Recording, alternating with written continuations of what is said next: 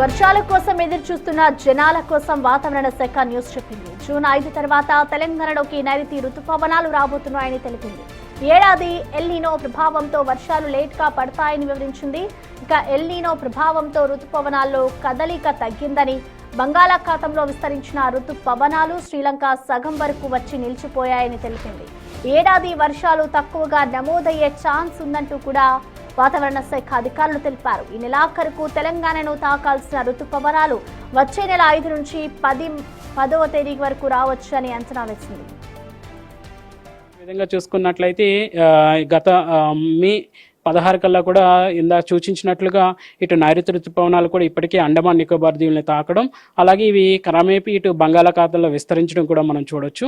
అట్లాగే చూసుకుంటే ఇటు శ్రీలంక ప్రాంతంలోనూ, అట్లాగే చూసుకుంటే అరేబియా సముద్రంలో కూడా ఇవి విస్తరించడం కూడా క్రమేపీ జరుగుతున్నాయి. క్రమేపీ రానున్న 2-3 రోజులు కూడా ఇటు ఎక్కువగా దక్షిణ భారతదేశంగా ఉన్నటువంటి కేరళ తీరాన్ని తాకి తదుపరి కనుక చూసుకున్నట్లయితే 2 నుంచి 3 రోజుల్లో వ్యవధిలో ఇవి కేరళ తీరం నుంచి ఇటు 2 ఉభయ తెలుగు రాష్ట్రాలను కూడా తాకే అవకాశాలు కూడా రానున్న 4-5 రోజుల్లో ఒక విధంగా ఇప్పటి నుంచి 2-3 రోజులు ఎప్పుడైతే కేరళ తీరాన్ని తాకుతాయో అప్పుడు ఆ వ్యవధి నుంచి చూసుకున్నట్లయితే 4 నుంచి 5 రోజుల వ్యవధిలో ఇవి 2 ఉభయ తెలుగు రాష్ట్రాలను కూడా తాకే అవకాశాలు కూడా కనిపిస్తుంది. నేపథ్యంలో ఒక విధంగా అప్పుడు మనకి ఈ యొక్క ఎండవేడిమి వాతావరణం నుంచి తేలికపాటి ఉపశమనం లభించే